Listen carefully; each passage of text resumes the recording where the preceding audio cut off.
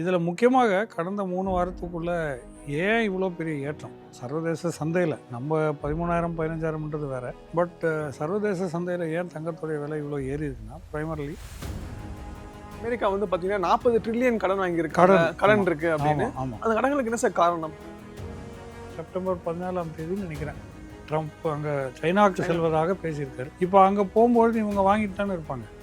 அப்போ இவங்களுக்கு என்ன தடை விதிக்க போறீங்கன்றது தான் கேள்வி. இப்போ சைனாவை நோக்கி தான் இந்த மூமெண்ட்டே இருக்க போகுது உலகத்தில். நீங்கள் சைனாவை பேன் பண்ண முடிந்தால் அதோட ரிட்டாலியேஷன் எப்படி இருக்கும்னு நினச்சி பாருங்க. லயன் சாக்கோடேட்ஸ்ல பாதாம், டேட்ஸ், சாக்லேட் மூணும் இருக்கு. Lion Chocodate. சென்னையோட நெக்ஸ்ட் புல் Padappai Japanese theme villa plots VGK Zenora Garden. Plots from 18 lakhs and villas from 48 lakhs. Sir cab auto பைக்னா ரெட் டாக்ஸி மட்டும்தான். ஐபிசி தமிழ் நேயர்களுக்கு வணக்கம். இன்று நம்மோடு பேசுவதற்கு ஃபினான்ஷியல் எக்ஸ்பர்ட் ரெஜி தாமஸ் இணைந்திருக்க பேசலாம். சார் வணக்கம். வணக்கம் முரளி. சார் லாஸ்ட் ஒரு 2 வீக்ஸாகவே பேசிக்கிட்டு இருக்கோம் சார். ஒரு 2 வீக்ஸ் முன்னாடி நம்ம பேசும்போது வந்து பார்த்தோம்னா தங்கம் வந்து கிராமுக்கு வந்து 13,000 ரூபாய் கிட்ட இருந்துச்சு. அதுக்கு அடுத்த வாரம் பேசும்போது தங்கம் வந்து கிராமுக்கு 14,000 ரூபாய் இருந்துச்சு. இந்த வாரம் 15. பட் இருந்தாலும் இன்னைக்கு காலைல வந்து பார்த்தீங்கன்னா ஒரு 70 ரூபாய் இறங்கி 14,940 ரூபாய்க்கு வந்து விற்பனை செய்யப்படுது சார். இப்போ தங்கம் வந்து பார்த்தீங்கன்னா 3 வாரமாக வந்து 1000 ரூபாய் இன்க்ரீஸ் ஆகிட்டே இருக்கு. சில நிபுணர்கள் வந்து தங்கம் ஏறாதுன்ற மாதிரி சொல்றாங்க. நீங்க உங்ககிட்ட கேட்கும்போது தங்கம் ஏறிட்டு தான் இருக்கும் மாதிரி சொல்லியிருந்தீங்க. இப்போ தங்கத்தோட ஏற்றத்தை எப்படி பாக்குறீங்க? ஆமா, நீங்க வந்து இப்போ தங்க ட்ரேடர் மாதிரி பேச ஆரம்பிச்சிட்டீங்க. ஐயோ சார், 3 வாரமா ரேட் கரெக்டாக பார்த்து okay that is good.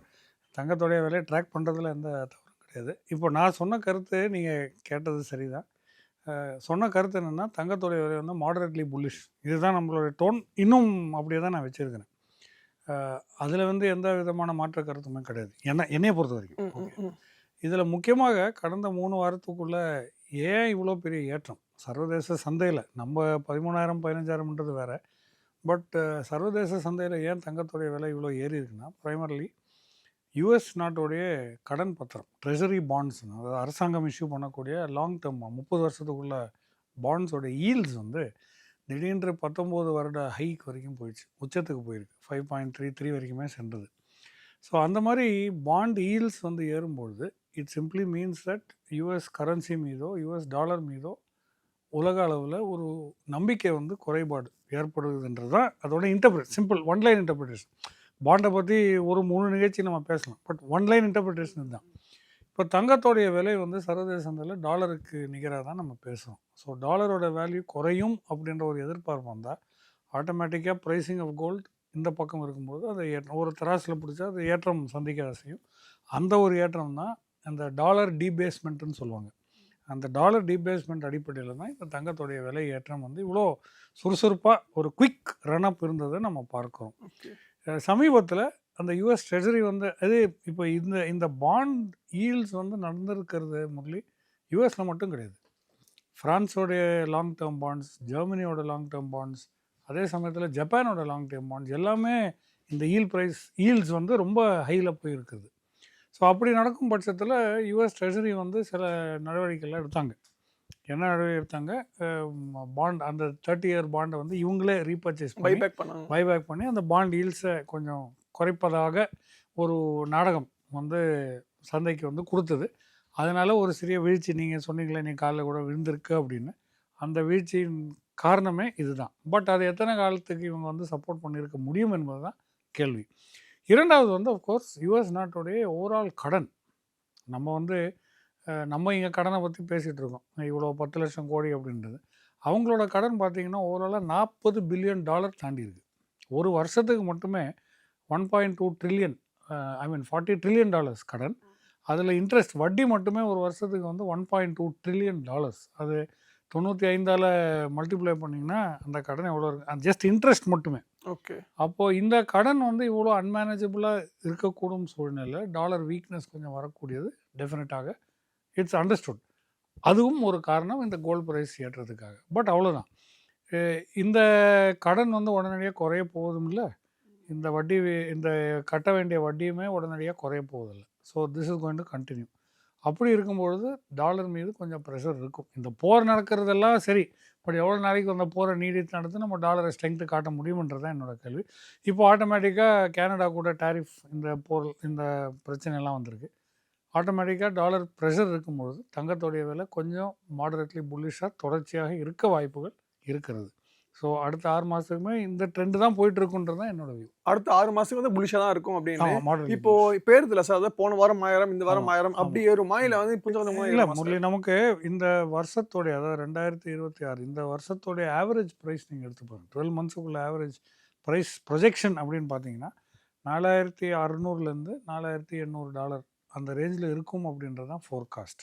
So இப்போ இருக்கக்கூடியது அந்த மீடியன் ப்ரைஸிங்கில் தான் இருக்குது. ஏன்னா வருஷத்தோடைய லோ பார்த்தீங்கன்னா $3954, ஹை பார்த்தீங்கன்னா ஃபெப்ரவரியில் $5277. ஸோ இது ரெண்டுத்துமே ஆவரேஜ் பார்த்தீங்கன்னா 47 கிட்ட வரும்.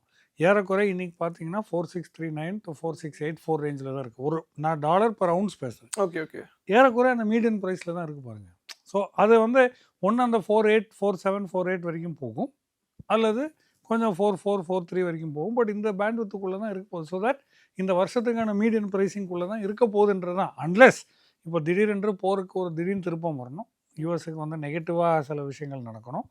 அப்படி இல்லைன்னா மிட் டேர்ம் எலெக்ஷனில் இவருக்கு வந்து கொஞ்சம் நெகட்டிவான ரிசல்ட் வந்தாலோ தென் சான்சஸ் ஆர் கொஞ்சம் தங்கம் வந்து ஏறும் அப்படின்றீங்க. ஸ்பைக் சார் இப்போ நடக்கும். வெள்ளி சார், ஒரு சில நியூஸ்லாம் பார்த்தேன் சார், நேற்று வந்து பார்த்தீங்கன்னா தங்கத்தை விட வெள்ளி வந்து அதிக இதுக்கு போகும்ன்ற மாதிரிலாம் சொல்கிறாங்க. அது எப்படி சார் பாசிபிளா? இப்போது வெள்ளியோட சேலஞ்ச் என்னென்னா முரளி, வெள்ளி வந்து தனிப்பட்ட முறையில் சுரங்கத்துலேருந்து எடுக்க முடியாது. இட்ஸ் பை வெள்ளி சில்வர் மைன்ஸ்ன்றது கிடையாது. கோல்டு மைன் இருக்குது, காப்பர் மைன் இருக்குது, சில்வர் மைன்ன்றது கிடையாது. அது வந்து பை ப்ராடக்ட் தான். காப்பர் எடுக்கிறோம், ஜிங்க் எடுக்கிறோம், லெட் எடுக்கிறோம், அதுலேருந்து வரக்கூடிய ஒரு பொருள் தான் வெள்ளி. வெள்ளிக்கு வந்து இண்டஸ்ட்ரியல் யூட்டிலிட்டி இருக்குது, தங்கம் மாதிரி கிடையாது. சும்மா இந்த ஆர்னமெண்ட்ஸ் பண்ணுறது இல்லை ஸ்டோர் பண்ணி பாராக வைக்கிறதுன்றது தவிர்த்து இண்டஸ்ட்ரியல் யூட்டிலிட்டி ஃபார் கோல்டு வந்து ஜீரோ, ஆல்மோஸ்ட் ஒன்றுமே கிடையாது, நெக்லிஜிபிள். சில்வருக்கு வந்து அது இருக்குது. இப்போ நம்ம மொபைல் ஃபோன்லேருந்து ராக்கெட் வரைக்குமே சில்வர் ஃபாயில் கூட, ஸ்வீட்ஸில் கூட சில்வர் ஃபாயில் யூஸ் பண்ணுறோமே, நம்ம இனிப்பு வகையில் அது கூட சில்வர் ஃபாயில் தானே.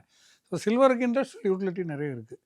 சில்வர் டிமாண்ட் வந்து ஏறும், பட் அது வந்து ஆல்வேஸ் ஒரு செகண்ட் ரன் டு கோல்டு அப்படின்னு தான் இருந்திருக்காது. இப்போவுமே பார்த்தீங்கன்னா ரொம்ப சப்டியூட்டாக தான் அந்த விளையாட்டு நடந்திருக்கு. $70 ஒரு அவுன்ஸுக்குன்ற லெவலில் இன்னும் தாண்டவே இல்லை, 69 அப்படி தான் இருக்குது இன்னுமே. பட் ஐ திங்க் இந்த போர்லாம் செட்டில் ஆன உடனே இண்டஸ்ட்ரியல் டிமாண்ட், இண்டஸ்ட்ரியல் ஆக்டிவிட்டி உலக அளவிலேயே கொஞ்சம் ஒரு பாயிண்ட் ஆகிவிட்டால் சில்வரோட விலையேற்றம் கொஞ்சம் சுறுசுறுப்பாக இன்னும் ஏற வாய்ப்புகள் டெஃபினட்டாக இருக்குது. சார் இப்போ உங்கள் அசம்ஷன் படி இந்த இயருக்குள்ளே எவ்வளோ சார் வரும்னு நினைக்கிறீங்க தங்கம் கிராமுக்கு? தங்கம் நான் வந்து per ounce பேசுகிறேன், இன்டர்நேஷ்னல் ப்ரைஸ். ஏன்னா per கிராம் பேசுகிறது வந்து 1000 சேஞ்சஸ் இருக்குது. உங்கள் ருப்பி டாலர் எக்ஸ்சேஞ்ச் ரேட்டு பார்க்கணும், ரைட்டா? நம்ம இம்போர்ட் காஸ்ட்டு பார்க்கணும், இதெல்லாமே செஸ் இருக்குது, இதெல்லாம் பெரிய பிரச்சனை. நீங்கள் per ounce பாருங்கள், ஐ திங்க் $4700 $4800 per ounce. ஒரு அவுன்ஸ்ன்றது 29.4 கிராம் டிவைட் பண்ணி ஆக்சுவல் இது வந்து ரா ப்ரைஸிங், எக்ஸ்சேஞ்ச் ரேட்லாம் இல்லாமல் அது 95 90 அன்றைக்குள்ள எக்ஸ்சேஞ்ச் ரேட் என்னவோ அதை மல்டிப்ளை பண்ணி பார்த்தீங்கன்னா per கிராம் ப்ரைஸ் வந்து உங்களுக்கு கிடைக்கும். Okay sir. இப்போ நெக்ஸ்ட் வந்து நம்ம தமிழ்நாடு எடுத்துக்கலாமா சார்? அது வந்து பார்த்தீங்கன்னா முதலமைச்சர் விஜய் வந்து தாய்மாமன் தங்கமது திட்டம் வந்து அறிவிச்சிருந்தாங்க. இப்போ அதுவும் வந்து பார்த்தீங்கன்னா கோட்லாம் பண்ணாங்க, நிறைய கம்பெனிஸ் கோட் பண்ணாங்க. அதில் ஒரு தனியார் நிறுவனம் வந்து பார்த்தீங்கன்னா 1 பைசாக்கு வந்து நாங்கள் பண்ணித்தரோன்ற மாதிரி சொன்னாங்க. அதுவும் அப்ரூவ் பண்ணிட்டாங்க, சரிங்களா? இப்போ வந்து சில கம்பெனிஸ் என்ன சொல்கிறாங்க அப்படின்னு வந்து பார்த்தீங்கன்னா அது எப்படி பாசிபிள், 1 பைசாக்கு பண்ண முடியுமான்ற மாதிரி சில டவுட்லாம் வைக்கிறாங்க. ஃபர்ஸ்ட் இது எப்படி பார்க்குறீங்க? இல்லை, நான் வந்து டோட்டலாக இந்த ஃப்ரீபீஸுக்கு வந்து அகேன்ஸ்ட் இருக்கக்கூடிய ஒரு நபர். இது என்னோட தனிப்பட்ட கருத்து. அரசாங்கம் செய்கிறது சரியாக தவறான்றது என்னோட வியூ கிடையாது. நான் பர்சனலாக ஃப்ரீபீஸ் கொடுத்தா வளர்ச்சி வராதுன்றது தான் உண்மை. இதுதான் என்னோட திங்கிங். இரண்டாவது வந்து 1 பைசாக்கு எப்படி ஒரு கம்பெனி செய்ய முடியும்னா அது எத்தனை லட்சம் மோதிரம் செய்கிறாங்களன்றது தான் கணக்கு. வால்யூம் கூடும்பொழுது மேக்கிங் சார்ஜஸ் குறையும். மூன்றாவது, இது 1 கிராமுக்குள்ள ஒரு மோதிரம், அதில் எவ்வளோ தூரம் உங்களுக்கு வந்து வேஸ்டேஜ் சார்ஜஸ்லாம் வரப்போகுதுன்றது நம்ம யோசிக்க வேண்டியது. ஒரு கம்பெனியால் செய்ய முடியுதுன்னா இன்னொரு கம்பெனி அதே லெவலில் கோட் பண்ணியிருக்குல்ல. It is not there only 1 company. 2 கம்பெனிக்கு வந்து இது வந்து டிவைட் பண்ணி தான் கொடுக்க போகிறாங்க ஆர்டர்ஸ். 2 கம்பெனி இருக்குது அதில். ஸோ ஃபஸ்ட்டு ஒரு கம்பெனி கோட் பண்ணாங்க, அப்புறம் இன்னொரு கம்பெனியும் கோட் பண்ணி அதே லெவலுக்கு கொண்டு வந்து. ஆனால் அந்த கம்பெனி வந்து 8வது மாதம் இருந்தாங்க. ஆமாம், பட் ப்ரைஸிங் மாற்றினோடனே திருப்பி அவங்களுக்கு இப்போ செகண்ட் பிட் L2க்கு வந்துட்டாங்க. 2 பேருக்கு தான் இந்த ஆர்டர் பிரித்து கொடுக்க போகிறாங்க, 2 கம்பெனி. அப்போ ஒருத்தரால் செய்ய முடிஞ்சது, அப்போ இன்னொரு கம்பெனியாலும் செய்ய முடியுது தானே. That is all. ஸோ இது வால்யூம் கேம் தான் நான் பார்க்குறேன். இத்தனை லட்சம் மோதிரம் தொடர்ச்சியாக நம்ம ஒரு வருஷத்தில் இத்தனை ஆயிரம் இத்தனை லட்சம் குழந்தைகள் வந்து பிறந்து வந்தால் அரசாங்க மருத்துவமனையில் இந்த வால்யூமில் செய்யும்போது டெஃபினட்டாக அதில் பெரிய டிசைன் எதுவுமே பண்ண போகிறதில்ல. ஐ மீன் அரசாங்கம் கொடுக்குற டிசைனாக தான் இருக்கும், பட் அந்த டை பண்ணி அது கிரியேட் பண்ண வேண்டியது தானே. ப்ளஸ் ஸ்டாக் ஆஃப் கோல்டு வந்து 1 கிராம் அப்படின்றது டெஃபினட்டாக ஒரு கோல்டு ஹவுஸுக்கு வந்து இது ஒரு பெரிய பிரச்சனை இருக்காதுன்றது தான் என்னோட view. Still very competitive price. ஒருத்தரால் செய்ய முடிஞ்சுன்னா நல்லது தானே. ஆனால் அது பாசிபிள் தான் சொல்ல வரீங்க கரெக்டாக சார்? Appears possible. இல்லாட்டி கோட் பண்ணியிருக்க முடியாதுல்ல. எந்த தங்க கம்பெனியும் இதில் வந்திருக்கவே கூடாதுல்ல. கவர்மெண்ட் ஓன்டு கம்பெனிஸ்ன்றது எதுவுமே கிடையாது இந்தியாவில். ப்ரைவேட் கம்பெனிஸ் தான் கோல்டு மேனுஃபேக்சரிங்கில் இருக்காங்க. இவங்க வந்து கோட் பண்ணி செய்யும்னா அப்போது ஒன்று இப்படியே தான் இருக்கணும். அதில் வேறு ஐ திங்க் இதுதான் வால்யூம் கேம். தொடர்ச்சியாக இது வந்து அடுத்த எத்தனை வருஷத்துக்கோ இந்த ஸ்கீம் இருக்கிற வரைக்கும் இத்தனை லட்சம் மோதிரங்கள் நம்ம செய்ய போகிறோம். So cost will even out. 1 paisa into 1 லட்சம் மோதிரம் இவங்க செஞ்சாங்க. ஒரு உதாரணத்துக்கு சொல்கிறேன். ஒரு 1000 மோதிரம் செஞ்சாலுமே எவ்வளோ ஆகுதுன்றதை மட்டும் பாருங்கள். அதுவே that should compensate for the volume. அதுதான் வால்யூம் டிஃபைன்ஸ். இதுதான் என்னோட கேம். ஸ்டடி சொல்லியிருந்தீங்க அமெரிக்கா வந்து பார்த்தீங்கன்னா 40 ட்ரில்லியன் கடன் வாங்கியிருக்காங்க, கடன் இருக்கு அப்படின்னு. அந்த கடன்களுக்கு என்ன சார் காரணம்? ஒன்று போர் ஒன்று இருக்கு, அது மட்டும் தான் காரணமா? போருக்கு காரணம் கிடையாது. இது வந்து வாங்கியிருக்கிற கடனோட டோட்டல் தொகை தான் இது. ஓகே, வருஷமாக வாங்கிட்டு இருப்பாங்க அவங்க. கடன் வாங்கி தான் அந்த அந்த நாடு வந்து இவ்வளோ தூரம் மோஸ்ட் டெவலப்ட் நேஷனாக இருக்கிறதுன்றது தான் உண்மை. ஸோ கடன் வாங்குறது தவறு கிடையாது. நான் என்றைக்குமே ஐ டோன்ட் பிலீவ் தட் ஒரு லோன் எடுக்கிறது வந்து தவறு அப்படின்றது கிடையாது. நாடுகள் வளருதோ இல்லை அரசாங்கங்கள் வளருதோ இல்லை ஒரு மாநிலம் வளருதோ இல்லை ஒரு கம்பெனி வளருனா கூட சில நேரங்களில் கடன் எடுக்க வேண்டியதாக இருக்கும்.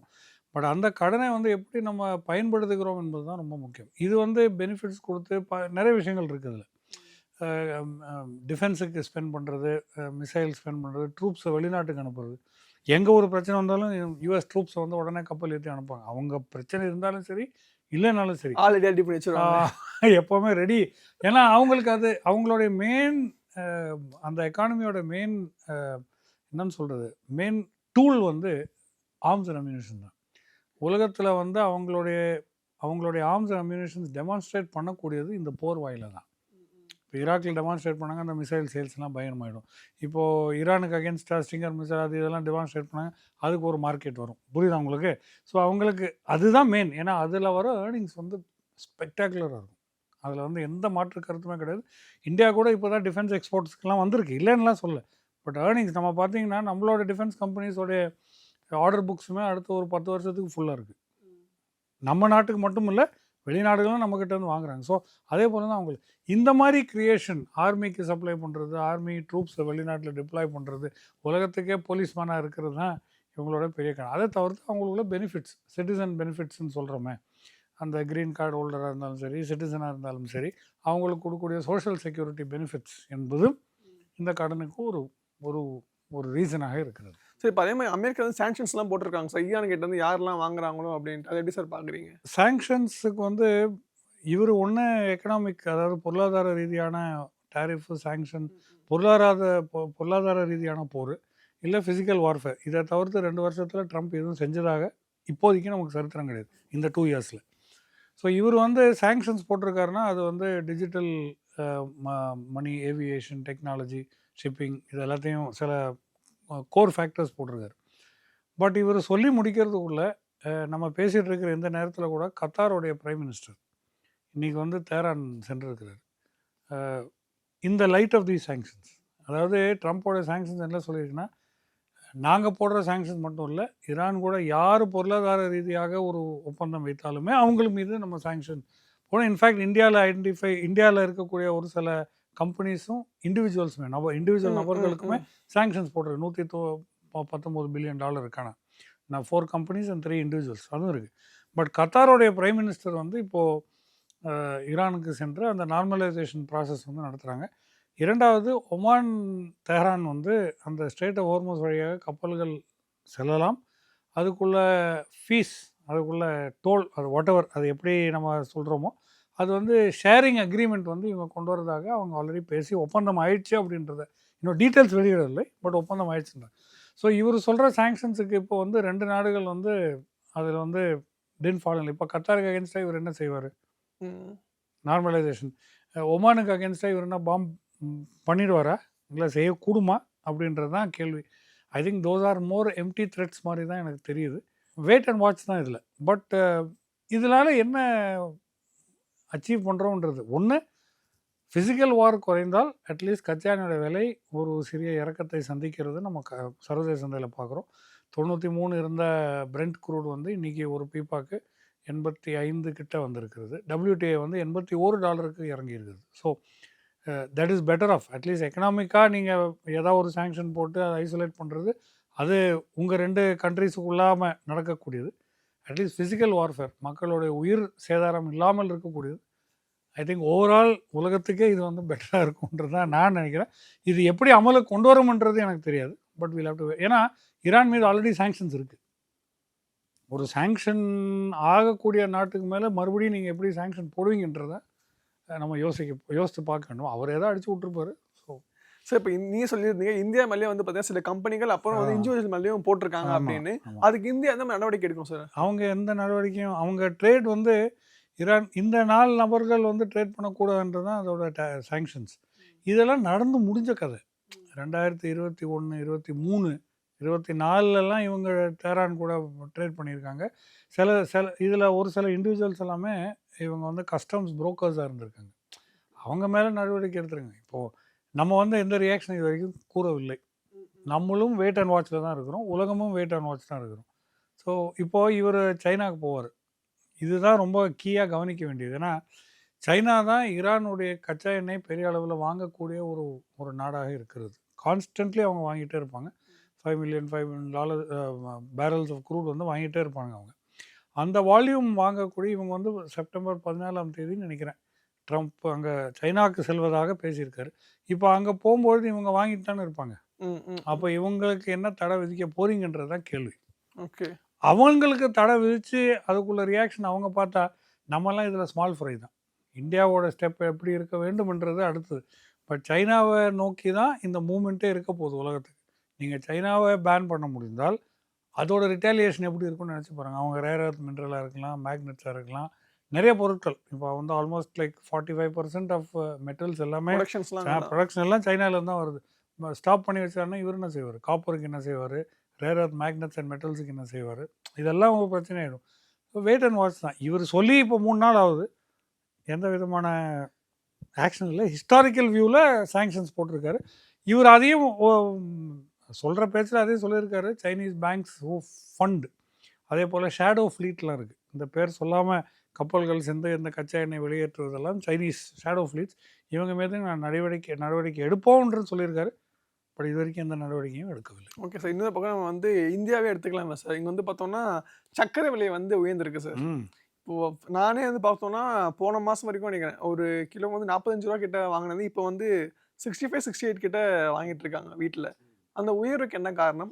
சுகர் வந்து ப்ரொடக்ஷன் வந்து ரொம்ப இந்த வருஷம். Okay, before I give you the answer, இதுக்கு வந்து first of all weather based conditioning நம்ம வந்து தெரிஞ்சிருக்கணும். இது நம்ம எல்லாருமே கவனிக்க வேண்டிய ஒரு சூழல். இது வந்து நான் ஆல்மோஸ்ட் மார்ச்லேருந்து பேசிட்டு வரேன். இந்த எல் நீனோட இஃபெக்ட் அப்போ வந்து அது எல் நீனோவாக இருந்தது. ஏப்ரல் மே வந்தோடனே அது சூப்பர் எல் நீனோன்னு அப்கிரேட் பண்ணியிருக்காங்க. அதோட இம்பேக்ட் வந்து நம்ம பார்த்துட்டு தான் இருக்கிறோம். இப்போ பேசிகிட்டு இருந்த நேரத்தில் கூட நேபாளில் வந்து எவ்வளோ பெரிய அந்த நீர்வீழ்ச்சி நடந்திருக்குன்றதை பார்க்குறோம். We have seen that flood and so on. So அப்படி இருக்கக்கூடிய அந்த சூழலில் இந்த சூப்பர் எல்னினோவோட சேலஞ்ச் அப்படின்னா இந்த மாதிரி எக்ஸ்ட்ராடனரி ஹீட் வரும். மழை காலத்தில் தேவையான அளவுக்கு மழை வராது. மான்சூன் பருவமழை வந்து பெய்யாது. இல்லை வந்தால் ஃப்ளட்டாக வரும். இது எல்லாமே நடக்கக்கூடியதான் சூப்பர் எல்னினோ. இது நமக்கு முன்னாலேயும் இந்த மாதிரி பாதிப்பு தந்திருக்குன்றது ரொம்ப முக்கியம். இப்போ சுகர் கேன் வந்து வாட்டர் இன்டென்சிவ் ப்ராடக்ட், ஒரு கிராப், நிறைய தண்ணி தேவைப்படுகின்ற ஒரு கிராப். ஆட்டோமேட்டிக்காக எல்னினோ வருஷத்தில் தேவையான மழை வரலைன்னா ப்ரொடக்ஷன் வந்து கம்மியாகும். இதுதான் உண்மை. அப்போது கேன் உற்பத்தி, சர்க்கரை உற்பத்தி வந்து குறைகின்ற ஒரு பாசிபிலிட்டி டெஃபினட்டாக இருக்கிறது. அந்த குறைவு வந்து சந்தையில் அது பிரதிபலிக்கும்பொழுது ஒரு விலை ஏற்றம் தான். பிகாஸ் டிமாண்ட் ஃபார் சுகர் வந்து இந்தியா வந்து குறையெல்லாம் போகிறதில்ல. நமக்கு வந்து எப்போவுமே இனிமேல் வருகின்ற ஓரிரு காலாண்டுக்கு வந்து ஃபெஸ்டிவல் சீசன் வேறு. அடிக்கடி நான் சொல்லிவிடுவேன், demand for sweets and sugars வந்து ஆல்ரெடி ஹையராக தான் இருக்க போகுது. ப்ரொடக்ஷன் கம்மியாக இருக்கும்போது சந்தையில் வரக்கூடிய சர்க்கரையோடைய அளவு வந்து குறையும். ஸோ டெஃபினெட்லி சப்ளை குறையும் போது டிமாண்ட் கூடும்போது விலை ஏற்றம். இது ஒன்று. இது யாரும் பெரிய அளவில் பதுக்கிற மாதிரி எனக்கு தெரியல. இன்னொரு தரப்பான வியூ இதுதான் மெயின் ரீசன். இந்த கிளைமேட்டிக் ஃபேக்டர்ஸ் அண்ட் கண்டிஷன்ஸ் தான் மெயின் ரீசன். அரசாங்கம் வந்து இவ்வளோ தூரம் வெயிட் பண்ணியிருக்க கூடாதுன்றது தான் என்னோட வியூ முரளி. இது வந்து பஃபர் ஸ்டாக் வந்து என்றைக்கோ ரிலீஸ் பண்ணிக்கலாம். இல்லை இது வந்து இப்படி தான் வரப்போகுது இந்த ட்ரெண்ட் அப்படின்னா நம்ம ஆல்ரெடி சுகர் இம்போர்ட்ஸ் வந்து பண்ணியிருக்கலாம். இது ஏன் நான் சொல்கிறேன்னா, இன்னொரு கருத்து என்னென்னா, ஒரு மார்ஜினல் கருத்து என்னென்னா, எத்தனால் பிளெண்டிங் நம்ம E20 யூஸ் பண்ணதுனால, பட் எத்தனால் பிளெண்டிங் வந்து ஒரு ஒரு ஒரு சுகர் கேன்லேருந்து லெஸ் தேன் 4% தான் அதில் போகுது. 4 to 5%. மீதி 95% ரெகுலர் சர்க்கரைக்கு தான் யூஸ் பண்ண போகிறாங்க. அதுக்கு மட்டும் இல்லை, எத்தனால் பிளெண்டிங் வந்து நம்ம மொலாசிஸ், கார்ன் இந்த மாதிரி நிறைய பார்லி இது மாதிரி நிறைய கிராப்ஸ் வந்து யூஸ் பண்ணலாம். ஒரு புறம் இது வந்து உண்மையாக இருந்தாலும் maybe there is a small element of truth, நான் இல்லைன்னுலாம் சொல்லல. பட் முக்கியமாக நீங்கள் கவனிக்க வேண்டியது என்ன, raw sugar prices New York commodity எக்ஸ்சேஞ்சில் அங்கேயுமே ஆல்மோஸ்ட் ஒரு 6 month high raw sugar price வந்து கோட் ஆகிருக்கிறத நம்ம பார்க்குறோம் நியூயார்க் கமாடிட்டி எக்ஸ்சேஞ்சில். அப்போ இது வந்து நம்ம சந்தைக்கு மட்டுமே ஐசோலேட்டடாக நடந்த ஒரு ஹிஸ்ட்ரி கிடையாது. பட் உலக அளவிலே கமாடிட்டி மார்க்கெட்ஸில் சர்க்கரையோட விலை ஏறி இருக்குன்றது உண்மை. கரெக்டாக? ஸோ எத்தனால் பிளெண்டிங் ஒரு மார்ஜினல் காரணமாக இருந்தாலும் பெரிய அளவுக்கு இது வந்து ப்ரொடக்ஷன் கம்மியாக இருக்குது. நமக்கு மட்டும் இல்லை, உலக அளவில். அப்படி இருக்கும்பொழுது டெஃபினட்டாக சுகர் நம்ம வந்து இப்போ சுகர் இம்போர்ட் பண்ணுறதாக பேசியிருக்கோம். செப்டம்பர் மாதத்தில் வந்து ஐ திங்க் பெரிய அளவில் ஒரு சுகர் ரிலீஸ் பண்ண போகிறாங்க. இந்த ஆல்மோஸ்ட் நமக்கு ஒரு 30 lakh tons என்னமோ பஃபர் ஸ்டாக் இருக்குது. அதுலேருந்து ரிலீஸ் பண்ணி நம்ம டிமாண்ட் பார்த்தாலுமே ஐ திங்க் ஓரளவுக்கு குறைகின்ற ஒரு பாசிபிலிட்டி இருக்க போவதாக அவங்க பேசியிருக்காங்க. But I think that duty free import. So sugar வந்து டியூட்டி ஃப்ரீ இம்போர்ட்டாக தான் பண்ண போகிறோம், which I think will temporarily solve. But I think December வரைக்கும் செல்லுகின்ற இந்த காலகட்டம் வந்து சுகர் ப்ரைஸ் கொஞ்சம் ஹையாக இருக்கக்கூடிய ஒரு சூழல். ப்ரிப்பேர்டாக இருக்க வேண்டியது நல்லது அப்படின்னு சொல்லிட்டீங்க. ஸோ நிறைய விஷயங்கள் பகிர்ந்துக்கிட்டீங்க. உங்கள் நேரத்தை எங்களை செலவிட்டதுக்கு மிக்க நன்றி சார். தேங்க்யூ. லயன் சாக்கோடேட்ஸ்ல பாதாம், டேட்ஸ், சாக்லேட் 3 இருக்கு. Lion Chocodate. சென்னையோட நெக்ஸ்ட் புல் Padappai Japanese theme villa plots VGK Zenora Garden. Plots from 18 lakhs and villas from 48 lakhs. Sir cab auto பைக்குன்னா ரெட் டாக்ஸி மட்டும்தான்.